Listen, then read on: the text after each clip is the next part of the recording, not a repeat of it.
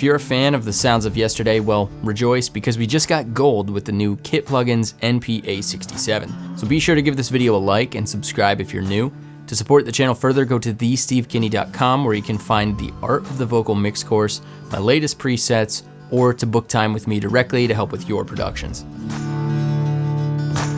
So the NP A67 is a nod to the legendary Clovis sound. It's modeled after the custom Altec 1567A tube mixers used at the Norman Petty Studios, hence the NP in the name. The Altec 1567A was originally a rack-mounted tube preamp made for radio stations. Now it's said to be known for its warm, rich tone with natural tube saturation, smooth distortion, and a thick low end that helped define the sound of the late 50s. Okay, so in the plugin, you'll find Kit's usual top bar with the preset browser, an A/B toggle, and an options menu. From there, we have a preamp section, a VU meter, and an EQ section on the bottom. Now, since this is an emulation plugin, the whole point of the GUI here is to force your workflow to mimic how you would have interacted with the real hardware.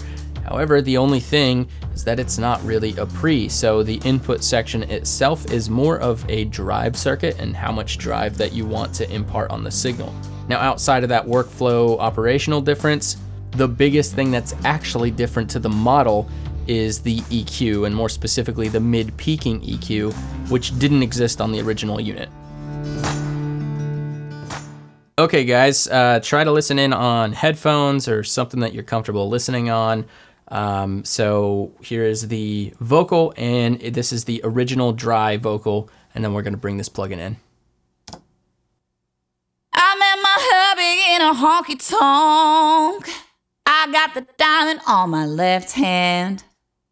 I met my hubby in a honky tonk.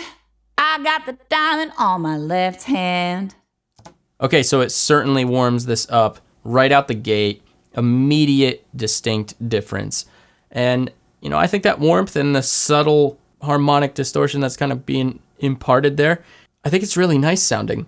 And I think if you added this across every channel in your mix, you're immediately going down that direction. But I think the magic really starts to come in when you drive this pre section up. Now, again, it's not totally acting like a pre in the sense that it's amplifying the signal. It's more so just compensating the output and the drive itself into the signal. So, and you're gonna hear that as we bring this up on playback. I met my hubby in a honky tonk. I got the diamond on my left hand. We booked a redneck wedding band. Got to party with our rowdy friends and seal it all with a kiss. Yeah, so really cool. Immediately gives that kind of distorted, vintage sounding vocal that, you know, was famous for that time. So if I was going after that, if I wanted to sound like that, this is what I'm gonna call on immediately. It sounds great for that sort of thing. So yeah, it's really cool to just one knob, go in that direction, don't have to think about it. But it's also cool to blend the signal in, which is interesting to do too. So check this out. I met my hubby in a honky tonk. I got the diamond on my left hand. We booked a redneck wedding band.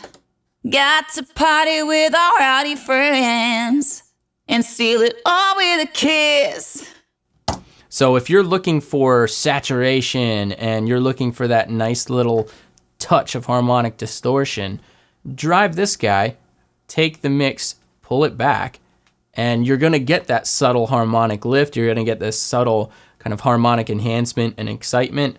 Really cool, really nice. And then of course this output section is straight up to just compensate your output if you need to, which if you drive this up quite a bit, you might have to. You'll just audibly hear a difference. And so you might wanna just pull this back a bit. If you've ever spent hours trying to get a vocal to sit right, only to end up more confused than when you started, then you don't need better plugins, you need a better approach. That's why I created the Art of the Vocal online course. It's not just your typical watch me click stuff tutorial. This is a no-nonsense, side-by-side studio experience. You're with me the whole time, and we take it from the top. You'll learn the tools, techniques, mics, placement, cue mixes, recording, comping, editing, tuning, and mixing. We go from top to bottom with vocal production. More than just an arbitrary demonstration, this is the real deal, a real client, and a real track. And in this course, you'll have access to over 15 hours of educational and real-life working session demonstrations from the same client track, so you see the full picture. In addition to the live working sessions, you'll have access to hours of course learning material and downloadable cheat sheet guides to help you offline out of the classroom. Recording great vocals is so much more than hitting the red record button. Recording vocals is an art. Enroll today and join me in the studio to build better vocals together in the art of the vocal.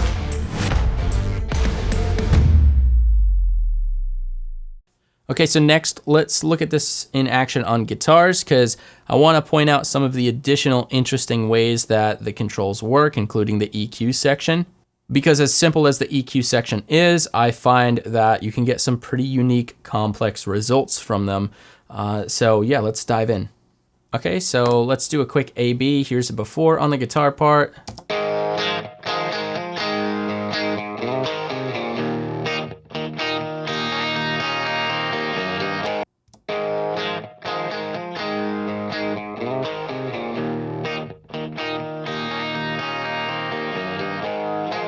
So again, really warms it up really quick. You do nothing to it, but let's drive this up a bit.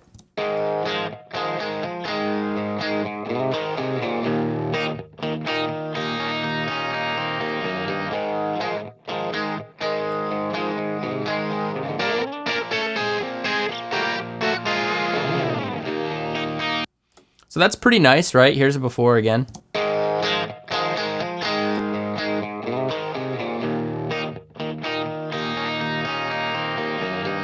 But it certainly might have gotten too warm. So let's call up some top end and some mid range and see what we can do. Now the mid range goes all the way from 200 up to 2.5.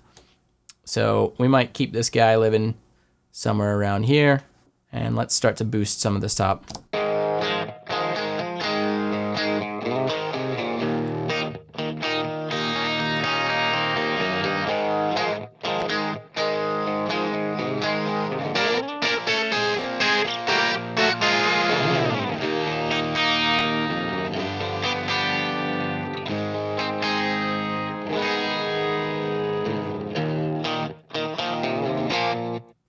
It's really interesting, right? So we've driven it a bit, left the mix up, boosted just a bit of top and nothing else. And the integrity of the signal is kind of living in the same spot as before, but something feels a bit different about it. A little bit of an image kind of thing feels a little different to me, to my ears here. And overall, it just kind of feels like it has a little bit more depth. And it's funny how little simple tweaks like this can do that to a signal, isn't it, right? Now the treble here is really fun. Like boosting that is nice. Let's listen to what happens when we boost the bass.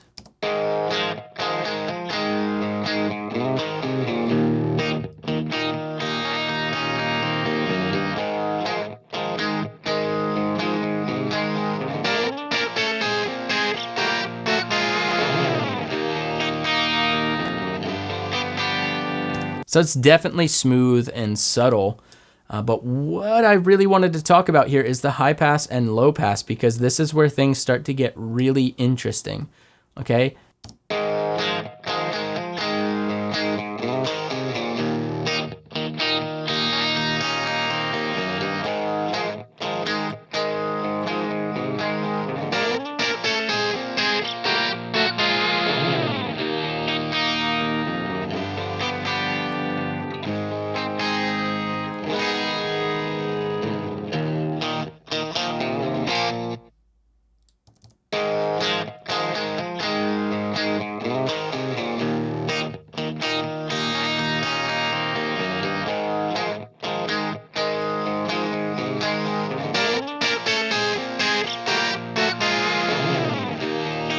It's interesting. It's almost like with it off, it's a little bit more like rounder and smoother. And then as you bring this in, it's, you know, tightening that curve and enhancing and lifting the top end boost even more. But it does make this high boost become slightly more apparent. So here's another quick example of that.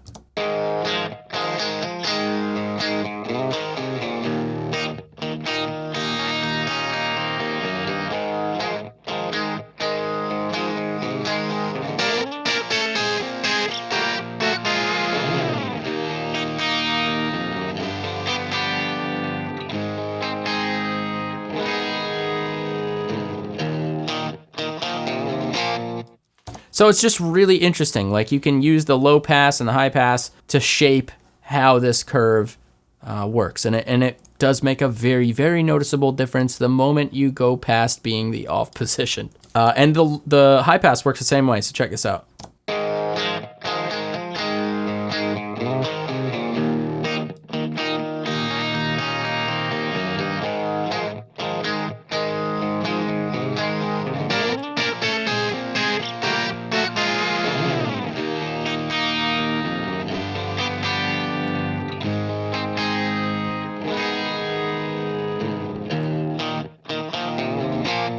It's almost like as you turn on either the high pass or the low pass, that all of these other moves become much more pronounced. And I just found that really interesting from a tone sculpting perspective. Normally you would think that the move would be less pronounced as you high pass and low pass, but that's kind of the non-linear characteristic, is it not? Right? You're kind of seeing that in action.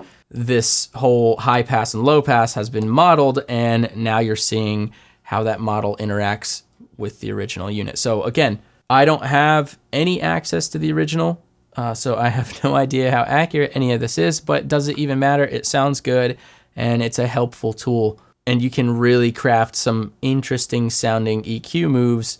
And I find that with the way that they're laid out, it's almost like it's in a vacuum, so I'm using my ears much more. So it's just interesting to think about that from a workflow standpoint, right? It can be very, very gentle when you're not engaging any of the high pass and low pass. Once you start to engage that, you get a drastically different sound out of each EQ move that you make. So I like that. It gives me options. It's interesting. So yeah, really nice sounding EQ. And for such minimal controls, it's very flexible too. So finally, one more feature that I really wanted to touch on here is this analog hum. And it really is, to my ear, mostly just white noise kind of tilted with an EQ. And I'm going to show you that real quick. So just look at FabFilter as I turn this on. And you can see it's just kind of like this tilted white noise. Now, the reason I bring this up is because, you know, one, it's cool that they include this for authenticity. So you can, in my opinion, probably just leave it at position 1, and then that's enough for your whole session because it's a bit loud. But it's really cool that they include this, again, just for the authenticity. Now, I don't know how different this one is versus the other models out there. I feel like as I listen to it, I've actually A/B'd this, which is kind of silly, but as I pull this up to position 1, I have the N73, and if you look at FabFilter here, power it down, power this one on.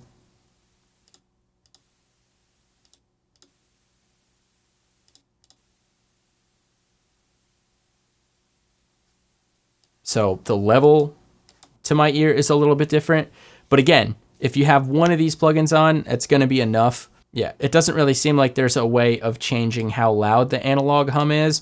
And what I find almost really interesting is you could just add a new track exclusively for the hum and then use a fader to kind of manipulate how much you hear of it in your mix. So that's just kind of a thought on this whole hum section. Anyways, I just kind of wanted to point that out, that with the hum feature, I would like to see that expanded on a little bit more for more user control. So, you know, I know they have the different positions, but it still seems a bit loud. And I'd like the ability to maybe dial that back if need be. And it would also be cool to see it become a little bit more non-linear from plugin instance to plugin instance. Maybe one box does have a little bit more than the other. Maybe it was a bad channel, right? I think that they could do a whole lot more with this hum feature across their whole lineup, but it's really cool that they have that included. It shows that they're considering and they are really trying to give you the most authentic sounding plugin that you can get. So again, really cool, good job. So, the NP A67, really cool to 1, recognize such an iconic piece of gear, and 2, sounds so sweet while doing it. Kit Plugins has recently made an Instagram post about this particular studio that they modeled this piece of gear from, so I'd be willing to bet that we see more cool digital toys like this in the future. If you guys found this video helpful, please like and subscribe and let me know in the comments what you think of this plugin from Kit Plugins. And to support the channel further and to keep Spotlight videos like this possible, check out my latest mix courses at thestevekinney.com. See you soon. Cheers.